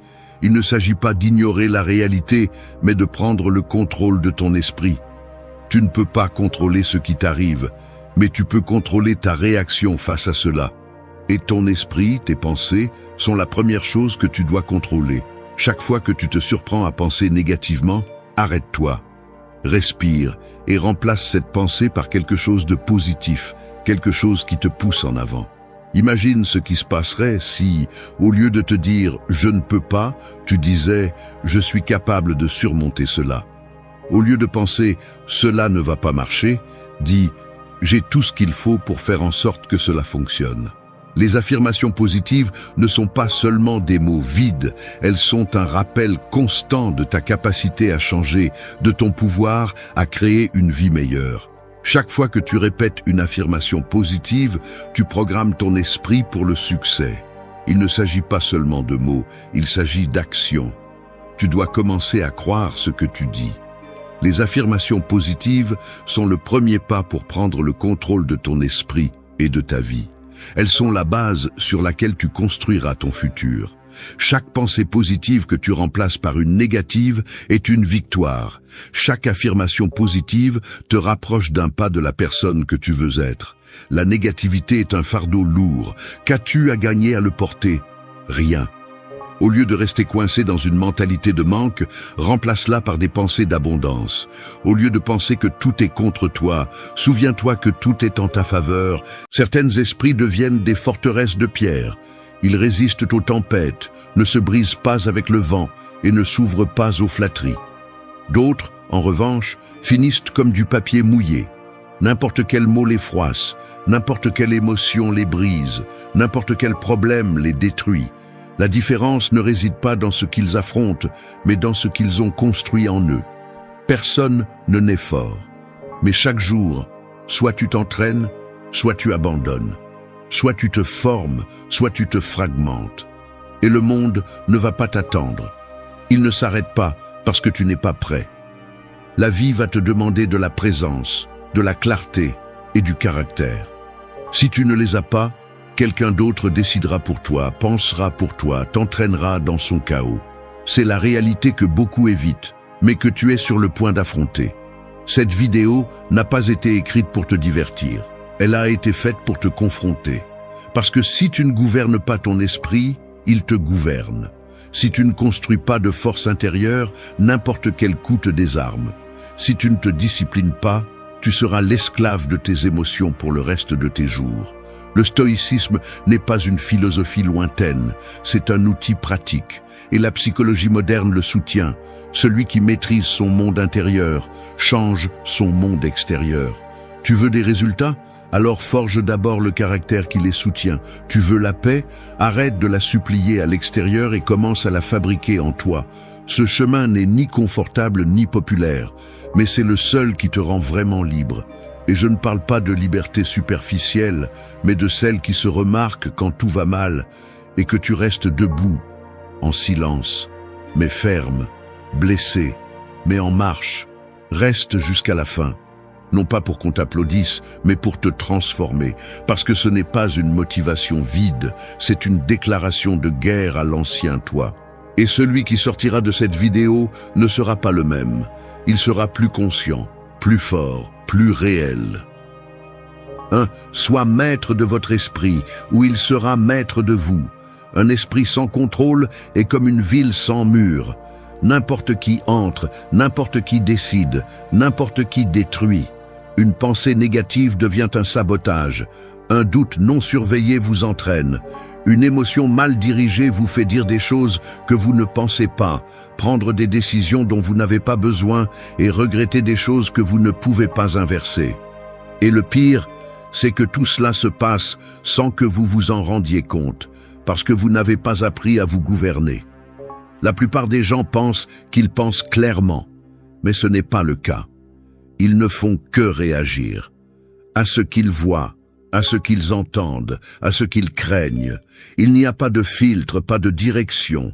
C'est comme vivre dans une tempête constante. C'est pourquoi ils n'avancent pas.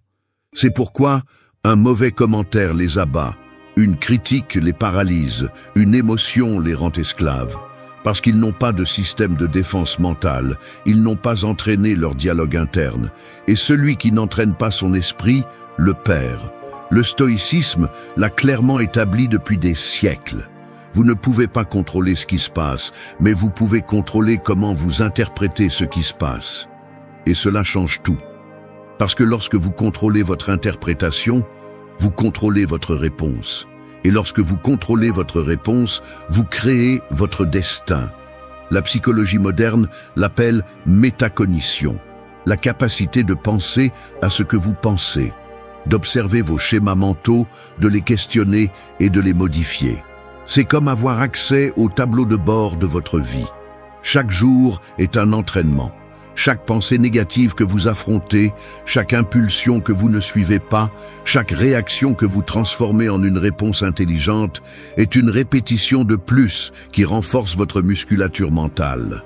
Et non, cela ne se fait pas du jour au lendemain. Cela se construit avec de la discipline, de la pratique, de l'intention. Écrire ce que vous pensez, vous questionner avant d'agir, vous arrêter avant de réagir. C'est petit, mais puissant. Parce que vous n'avez pas besoin de tout faire parfaitement, vous avez juste besoin de ne pas céder le contrôle à l'esprit automatique. Les gens disent souvent qu'ils veulent changer leur vie, mais ils ne veulent pas changer leur esprit. Et c'est une contradiction. Parce que toute transformation commence à l'intérieur. Un esprit fort n'est pas celui qui ne ressent pas la peur. C'est celui qui agit malgré la peur. Ce n'est pas celui qui ne doute jamais. C'est celui qui choisit de ne pas se laisser gouverner par le doute. Ce n'est pas celui qui ne tombe jamais.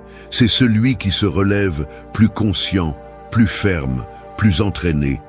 Viendra un moment où votre esprit essaiera de vous ramener à la zone de confort, à ce qui est facile, à ce qui est connu. Et c'est là que vous devez vous rappeler ceci. Soit vous menez votre esprit, soit il vous mènera. Et si c'est le cas, il vous mènera directement à une vie médiocre, réactive, fragile.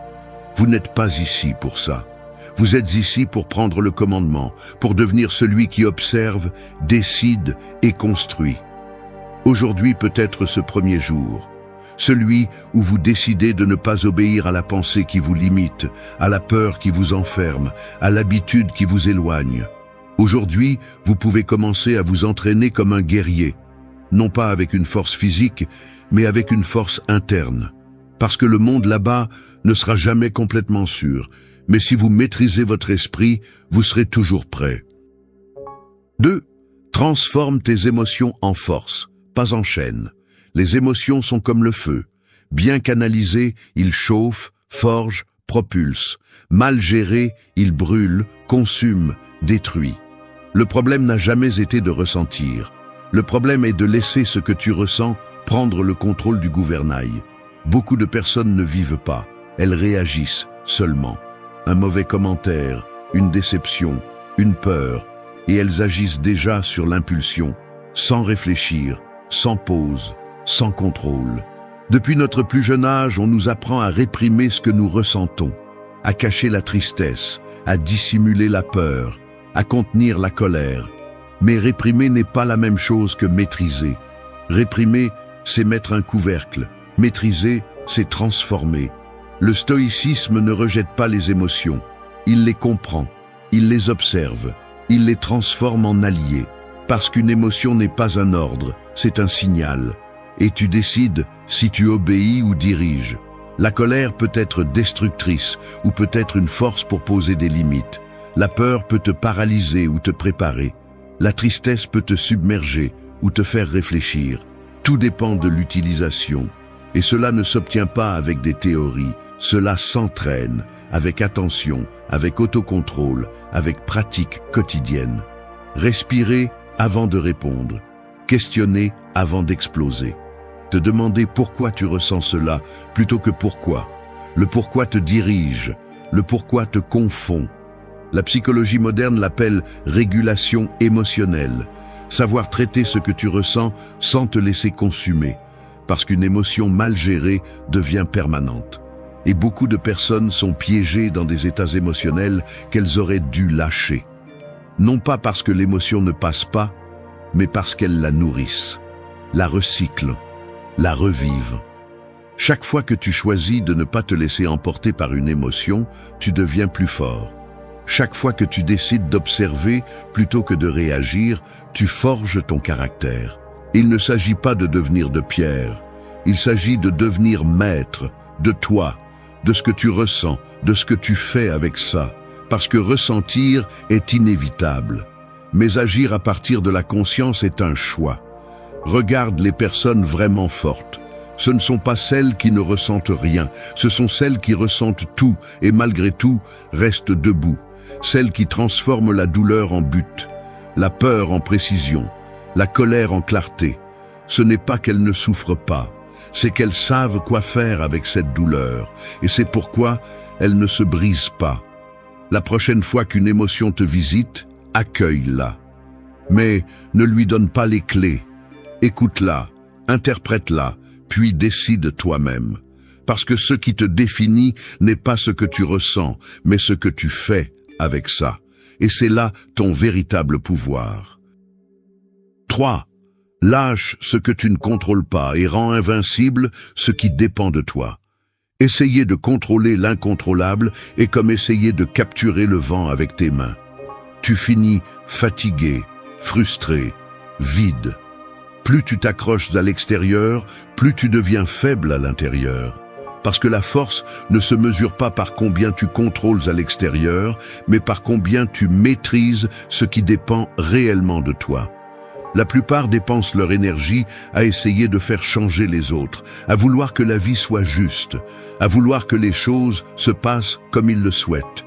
Et quand cela n'arrive pas, ils se brisent, ils se sentent victimes, se frustrent, se paralysent. Mais l'erreur n'est pas dans ce qui se passe, mais dans le désir de contrôler ce qui n'a jamais été à toi. L'attitude de contrôle absolu est un piège mental qui t'éloigne seulement de ta paix. Elle t'a servi. Le stoïcisme a laissé une leçon qui change tout. Distingue ce qui est entre tes mains de ce qui ne l'est pas. Ton opinion, tes actions, ton attitude, ton effort. C'est à toi.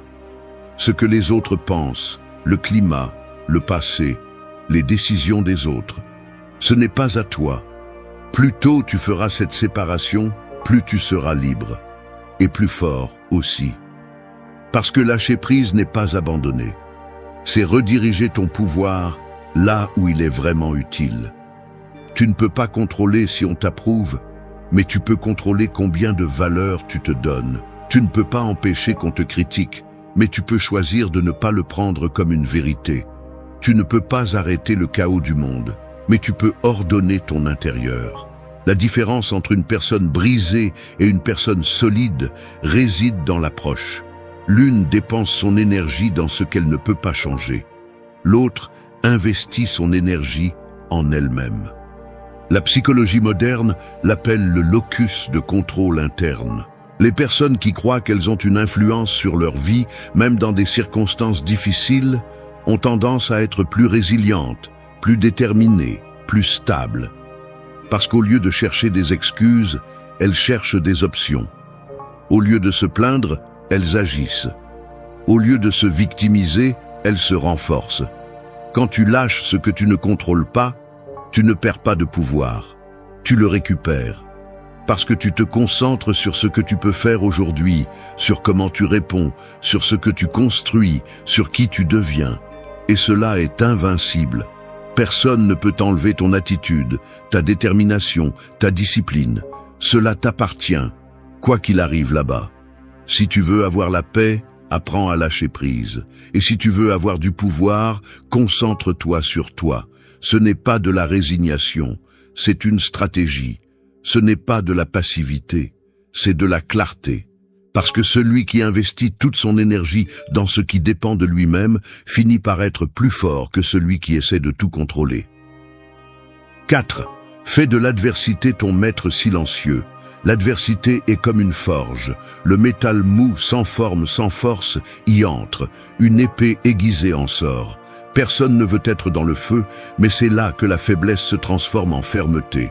La superficialité en profondeur, le commun en caractère. Celui qui ne traverse pas d'épreuves ne se connaît pas. Celui qui fuit la douleur fuit aussi sa véritable force. Beaucoup croient que la vie s'améliore lorsque tout devient facile. Mais la facilité ne forme pas, le confort n'entraîne pas. Ce sont les difficultés qui révèlent de quoi tu es fait.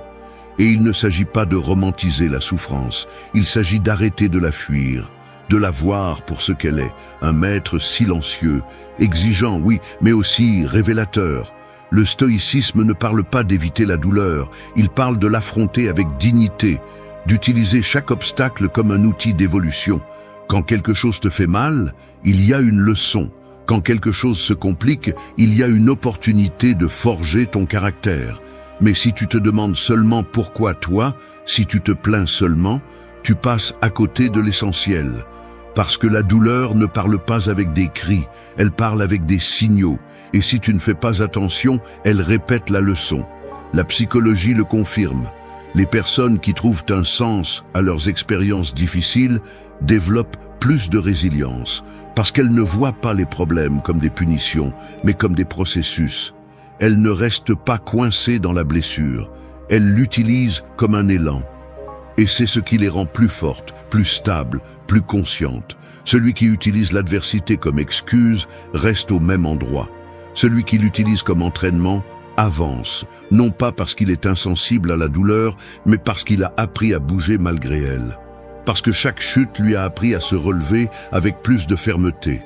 Parce que chaque coup a affiné son focus. Et chaque perte lui a appris à lâcher prise sans se briser. La vie ne te demandera pas si tu es prêt. Elle te mettra à l'épreuve, et c'est à toi de décider si tu le vois comme une menace ou comme une leçon. Tu peux maudire la douleur ou tu peux te demander ce qu'elle essaie de t'enseigner.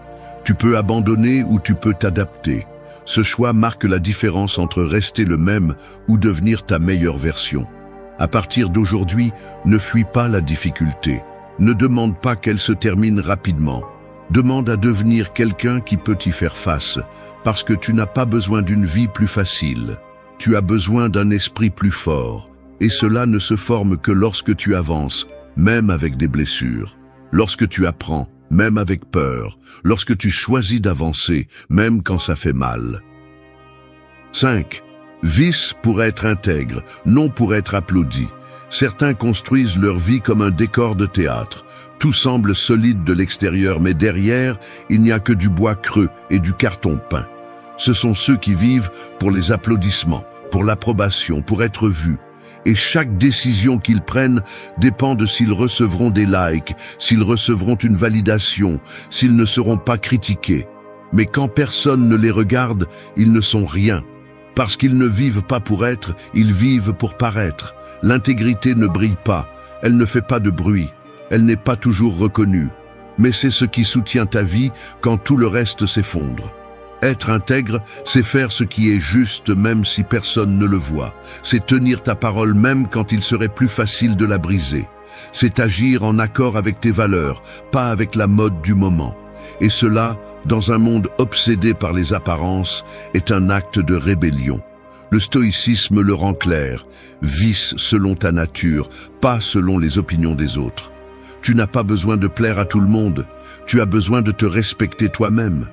Parce que ceux qui vivent en cherchant l'approbation finissent par perdre le respect de soi. Et c'est un prix trop élevé. Il ne s'agit pas d'être parfait. Il s'agit d'être cohérent. Que ce que tu penses, dis et fais aille dans la même direction. Et que cette direction soit définie par toi, pas par le bruit du monde. La psychologie moderne parle du moi idéal et du moi réel. Quand il y a une grande distance entre ce que tu montres et ce que tu es, l'anxiété, la culpabilité, la déconnexion surgissent. Parce qu'au fond de toi, tu sais que tu joues la comédie, que tu forces une image, que tu sacrifies ta vérité pour un peu d'acceptation momentanée. Et cela finit par coûter cher. Personne ne peut maintenir un masque pour toujours sans se briser à l'intérieur. Être intègre est libérateur. Cela te permet de marcher avec assurance, de dormir en paix, de parler sans peur, parce que tu n'as pas besoin de te justifier, de te vendre, de plaire. Tu as juste besoin d'être toi, avec tes erreurs, mais aussi avec ton intention claire. Et cette clarté vaut plus que 1000 applaudissements, parce que les applaudissements sont instables. On te les donne aujourd'hui et on te les enlève demain. Mais ton intégrité reste avec toi, quoi qu'il arrive. Regarde autour de toi. Beaucoup semblent forts, mais ils ne le sont pas. Ils sont juste bons pour jouer la comédie. Le réel coûte, le réel exige, le réel fait mal. Mais il construit aussi des fondations. Et tu es ici pour construire quelque chose qui ne s'effondre pas au premier jugement, à la première critique, au premier rejet. Si tu vis pour les applaudissements, tu te vends à bas prix. Si tu vis pour ta vérité, personne ne peut t'acheter. Choisis d'être intègre, même s'ils ne te comprennent pas, même s'ils ne t'applaudissent pas, même si tu marches seul par moments. Parce que tôt ou tard, la vie te récompense avec quelque chose de plus précieux que la célébrité. Le respect que tu as pour toi-même vaut beaucoup plus. 6. Forge un caractère inébranlable. Il y a des arbres qui semblent forts jusqu'à ce que la tempête arrive. Hauts, imposants, luxuriants. Mais quand le vent souffle fort, ils tombent. Parce que leurs racines étaient faibles. Parce que tout ce qui soutenait leur image n'avait pas de profondeur. Il en va de même pour les personnes. Beaucoup semblent solides. Mais dès que quelque chose tourne mal, il se brise. Ce qui manquait n'était pas la capacité, c'était le caractère. Le caractère ne s'achète pas, ne se transmet pas, ne se feint pas. Il se forge. Jour après jour, décision après décision. C'est la combinaison de ce que tu choisis quand personne ne t'oblige, de ce que tu fais quand personne ne te voit, et de ce que tu défends même quand c'est difficile. Un caractère ferme n'est pas celui qui ne doute jamais, c'est celui qui décide clairement même au milieu du doute. Ce n'est pas celui qui ne ressent pas la peur, c'est celui qui avance malgré elle. Parce qu'avoir du caractère ne signifie pas être dur avec tout le monde, cela signifie être inébranlable dans ce que tu crois et fort dans ce que tu décides. Le monde est plein de stimuli conçus pour te briser. La pression de s'intégrer, la critique qui tente d'éteindre ton authenticité, la tentation constante de prendre la voie facile. Et face à tout cela, soit tu as une structure interne solide, soit tu t'effondres. Le stoïcisme parlait du caractère comme d'une armure de l'âme, non pas pour te fermer, mais pour protéger ce qui compte vraiment. Parce que quand ton intérieur est fort, l'extérieur ne t'entraîne pas. La psychologie moderne le soutient également. Les personnes ayant un caractère bien formé sont plus résilientes, plus stables, plus authentiques. Elles n'agissent pas par impulsion. Elles ne se définissent pas par l'approbation des autres. Elles ne changent pas leur valeur par commodité. Elles sont cohérentes. Et cette cohérence crée la confiance, d'abord en soi, puis chez les autres. Parce que tu sais que tu vas répondre fermement, même si tout devient difficile. Tu sais que tu peux compter sur toi. Construire un caractère exige de l'inconfort. Ce n'est pas quelque chose qui se forme quand tout va bien. C'est quand on te trahit et que tu décides de ne pas devenir pareil. C'est quand tu as peur, mais que tu ne recules pas. C'est quand tu peux profiter de quelque chose, mais que tu choisis de ne pas le faire. Chaque fois que tu choisis ce qui est juste plutôt que ce qui est facile, tu renforces ta base interne. Et cette base est celle qui te soutient quand tout le reste vacille. Un caractère inébranlable ne signifie pas que tu ne tombes pas. Cela signifie que tu ne restes pas au sol, que tu apprends vite, que tu ne perds pas ton centre, que tu ne te vends pas pour la reconnaissance, ni ne te tais sous la pression, que tu sais qui tu es et que tu n'as pas besoin que le monde te le rappelle. C'est la différence entre une personnalité réactive et une identité ferme. Et tu es ici pour construire la seconde. Ne te compare pas à celui qui crie le plus fort ou à celui qui semble le plus sûr. Compare-toi à celui qui résiste, à celui qui reste fidèle à lui-même au milieu du chaos. Parce que la force que l'on voit n'est pas toujours réelle. Mais celle qui se maintient dans le silence, celle-là l'est. Et c'est celle dont tu as besoin. Si tu veux laisser une empreinte, commence par ne pas te trahir. Si tu veux aller loin, commence par ne pas abandonner quand il n'y a pas de témoin. Parce que le caractère n'est pas fait pour impressionner. Il est fait pour soutenir. Et celui qui l'a ne résiste pas seulement au monde, il le transforme. 7. Libère-toi de ce qui consomme ton énergie. Une bougie ne s'éteint pas seulement à cause du vent. Elle se consume aussi lentement quand personne n'en prend soin. Il en va de même pour ton énergie. Tu ne te brises pas toujours à cause d'un grand coup. Parfois tu t'épuises par usure silencieuse, par de petites fuites qui semblent inoffensives, mais qui, avec le temps, te laissent sans force, sans concentration, sans motivation. Tu ne le remarques pas tout de suite, mais tu le ressens. Dans la fatigue mentale, dans le manque de clarté, dans cette sensation d'être toujours épuisé, même sans avoir fait quoi que ce soit de physique. Il ne suffit pas de te remplir de force, tu dois aussi fermer ce qui la draine. Et bien souvent, il ne s'agit pas de faire plus, mais de permettre moins. Moins de bruit, moins de drame, moins d'engagement sans sens. Car chaque personne qui te vole ta tranquillité, chaque habitude qui te retarde, chaque pensée qui se répète comme un parasite te coûte silencieusement. Et si tu ne le détectes pas à temps, tu finis par vivre en mode survie, et non en mode expansion. Le stoïcisme enseigne que tu dois protéger ton esprit comme un temple. Tout le monde n'y entre pas, tout n'y a pas sa place. Car ce que tu permets devient une partie de ta structure interne. Et si tu es rempli de ce qui ne t'appartient pas, il ne reste pas de place pour ce qui le fait. C'est pourquoi dire non n'est pas de l'égoïsme. C'est une stratégie. Ce n'est pas de la froideur de couper des liens. C'est une protection. Ce n'est pas une faiblesse de s'éloigner. C'est du respect de soi. La psychologie le confirme. Ceux qui établissent des limites, filtrent leur environnement et priorisent leur énergie, développent un meilleur bien-être émotionnel. Car il ne s'agit pas seulement d'être fort, il s'agit aussi de ne pas t'exposer constamment à ce qui t'affaiblit, d'arrêter de justifier ce qui t'éteint clairement, de comprendre que l'usure constante n'est pas une partie du chemin, mais un signe que tu négliges quelque chose d'essentiel. Il est temps de revoir ton environnement avec honnêteté.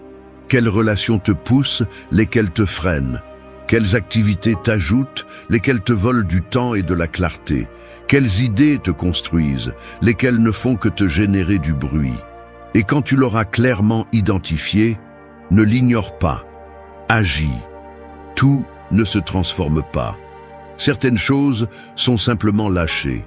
Certaines portes ne se ferment pas avec rancœur, elles se ferment pour la paix. Si quelque chose ne te laisse pas avancer, tu n'en as pas besoin. Si quelqu'un ne te respecte pas, il ne mérite pas ton énergie. Si une pensée te fatigue plus qu'elle ne t'enseigne, tu n'as pas à continuer à la nourrir. Protéger ton énergie, c'est protéger ton chemin. Tu ne peux pas grandir si tu es épuisé. Tu ne peux pas te concentrer si tu es saturé. Élimine le bruit, libère de l'espace, et tu verras comment la force que tu pensais avoir perdue revient. 8. Marche avec un but, même dans l'obscurité. Un phare ne dépend pas d'un ciel dégagé pour allumer sa lumière. Il est fait pour briller même au milieu de la tempête. Il n'attend pas des conditions parfaites.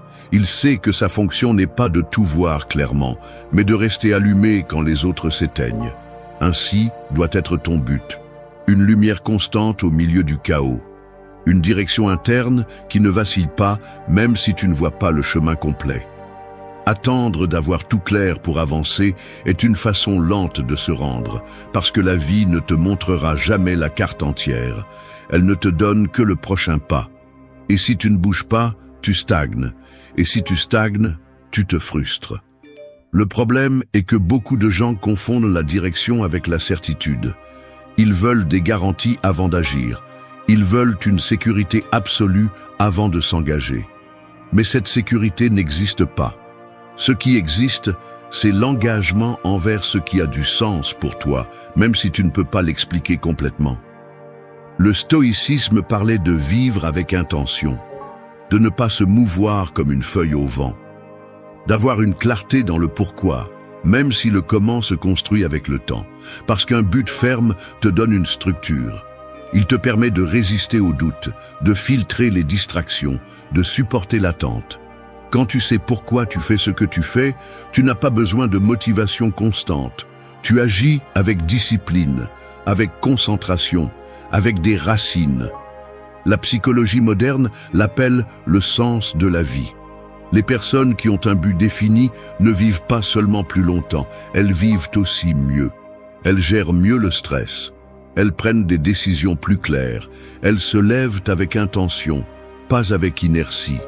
Non pas parce que tout est facile, mais parce qu'elles savent que ce qu'elles font compte.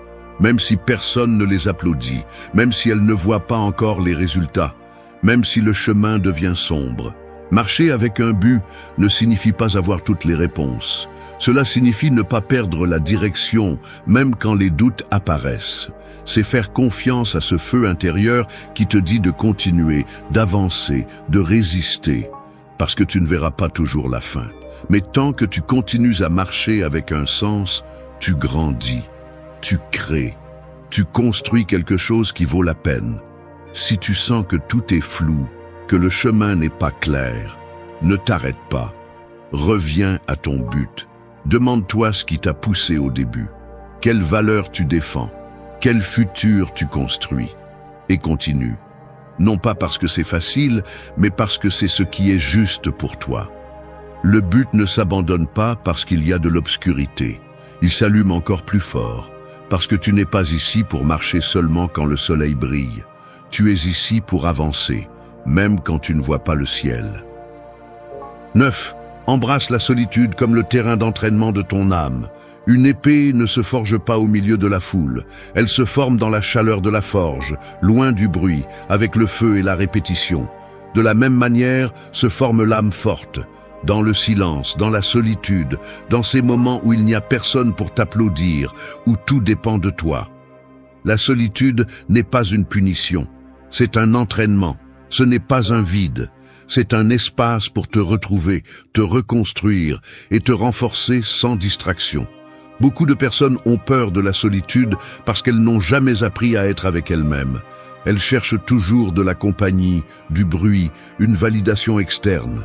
Mais celui qui ne sait pas être seul ne sait pas non plus qui il est. Et si tu ne sais pas qui tu es, n'importe quoi te confond, n'importe qui t'entraîne, n'importe quelle critique te désarme. La solitude bien vécue ne t'éloigne pas du monde, elle te rapproche de toi. Et quand tu te connais vraiment, il est beaucoup plus difficile pour le monde de te briser. Le stoïcisme parlait du recueillement intérieur comme une pratique essentielle. Marc Aurèle écrivait qu'en soi-même, il y a une source qui peut toujours se renouveler si on apprend à y revenir.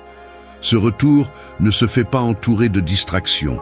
Il se fait dans l'intimité du silence, là où il n'y a pas de masque, ni d'attente, ni de bruits externes, seulement ton esprit, tes pensées et la vérité qui émergent quand tout le reste s'éteint. La psychologie le confirme. Le temps passé seul permet d'intégrer ce qui a été vécu, de reconnaître des modèles, de traiter des émotions, d'organiser des priorités. Mais il ne s'agit pas de s'isoler par rancœur ou par peur. Il s'agit de créer un espace intentionnel pour observer, apprendre et décider. Parce que lorsque tu es seul, sans dépendre de rien ni de personne, tu découvres ta véritable capacité à te soutenir, et cette expérience te transforme. Toutes les réponses ne se trouvent pas à l'extérieur. Certaines n'apparaissent que lorsque tu arrêtes de fuir de toi-même, lorsque tu t'assois avec toi-même sans distraction, sans évasion. Au début, cela peut être inconfortable, ça peut faire mal. Mais ensuite, cela devient liberté. Tu n'as plus besoin d'une approbation constante. Tu ne cherches plus à être comblé de l'extérieur, parce que tu apprends à te remplir toi-même. Et cela te donne une force qui ne se voit pas, mais se ressent. Dans ton regard, dans ta présence, dans ta paix. Si tu te sens seul, ne le prends pas comme une faiblesse. Prends-le comme un signe qu'il est temps de te connaître plus profondément, de t'écouter sans filtre, de te reconstruire de l'intérieur. Personne ne peut entraîner ton âme pour toi.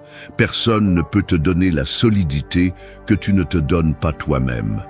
Alors, si tu es dans cette phase silencieuse, ne la précipite pas. Profites-en. Parce que dans ce silence peut naître la version la plus forte de toi. 10. Projette l'énergie de celui qui a déjà vaincu. Une salle s'illumine quand quelqu'un entre avec présence. Il n'a rien dit, n'a pas fait de gestes exagérés, n'a pas cherché à attirer l'attention, mais on le ressent. Parce que l'énergie ne se feint pas, elle se projette. Et celle de celui qui a vaincu de l'intérieur se remarque sans besoin d'explication. Il ne s'agit pas de vanité, il s'agit de confiance, de cette force silencieuse qui vient d'avoir combattu des batailles internes et d'en être sorti plus conscient, plus ferme, plus clair. L'erreur de beaucoup est d'attendre que les circonstances changent pour changer d'attitude, qu'arrive la victoire externe pour enfin marcher comme des vainqueurs. Mais c'est l'inverse. Celui qui veut avancer doit commencer à agir, parler et se déplacer comme s'il était déjà à ce niveau de force. Non pas comme une prétention, mais comme une affirmation. Parce que le corps obéit à l'esprit. Et si votre mentalité est faible, votre présence le sera aussi.